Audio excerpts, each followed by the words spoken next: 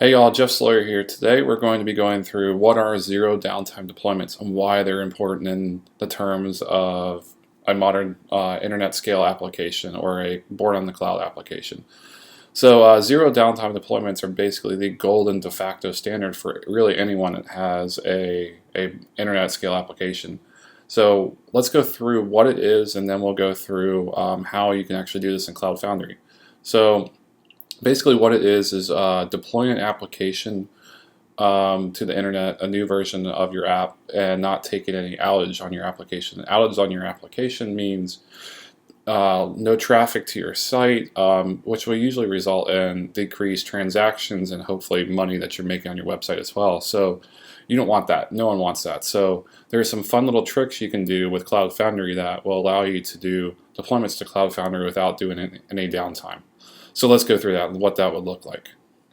So let's say you have an application running and your URL for your application is myapp.mybluemix.net. So this is a traditional Cloud Foundry application running, nothing out of the normal here.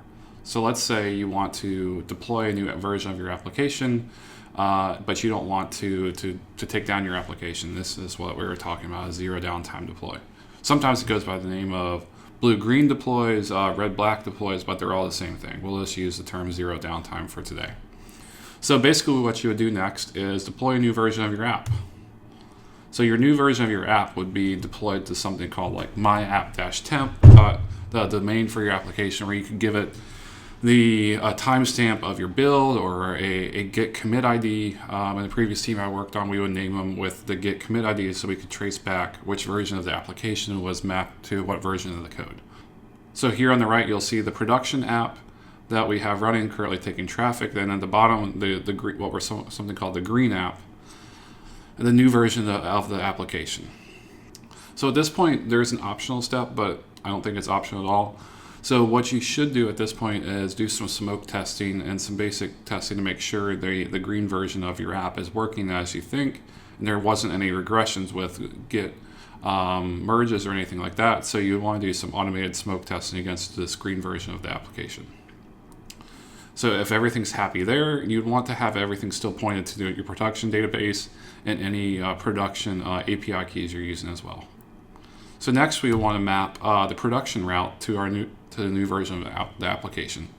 So what's actually happening here is the production version of the application and the new version of the application are both taking traffic simultaneously, and the Cloud Foundry router is just routing traffic between the two round robin. There is no method to the madness, it's just round robin load balancing. So next what we're going to do is remove the route from the old version, the production version of the application. So now the new version of the application is taking traffic only on the production route and also the secondary route we gave it. So the new version of the application becomes a primary, and the old version is not taking traffic anymore. Next, we're going to remove the temporary route we set up for the new version of the app. And then basically our new version of the app becomes the production version of the app, and this can be repeated over and over and over. So there is some manual commands you can do this to accomplish this, but there's a new plugin for the Cloud Foundry command line that allows you to do this without having to write any bash code, any shell scripting to do this. Well, that's completely fine if you want to do that. Me being lazy, there's no reason to not use the plugin. It makes your life easy and reduces human error. Plugin and also the complete instructions on how this was done, go to ibm.biz/0-downtime-deploys. This will bring you to a blog post on how this was done. The link will be in the video as well at the bottom. But we'll scroll down to the bottom. This also goes through what zero downtime deploys are in more detail and also why they're important. So we'll scroll down here to the bottom, and it says the Autopilot plugin. This is what we want.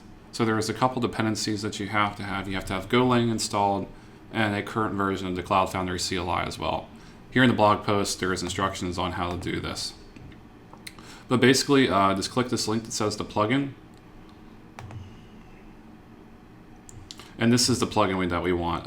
It's pretty easy. All you need to do is run these two commands, and if you're a Windows or Linux If you're on Linux or a Mac, you run these first two commands. If you're on Windows, you run these second two commands. That's basically it to install the plugin. Then to call the plugin, it's pretty simple. So we'll go back to the blog post. There is one line of code that requires the plugin use. You basically say cf 0 downtime push, give the name of your application, and point to your manifest file.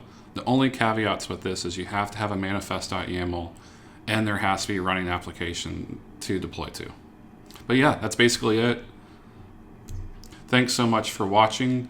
This was a tutorial about how to use the CF Autopilot plugin and what 0 downtime deploys are. Thanks again for watching.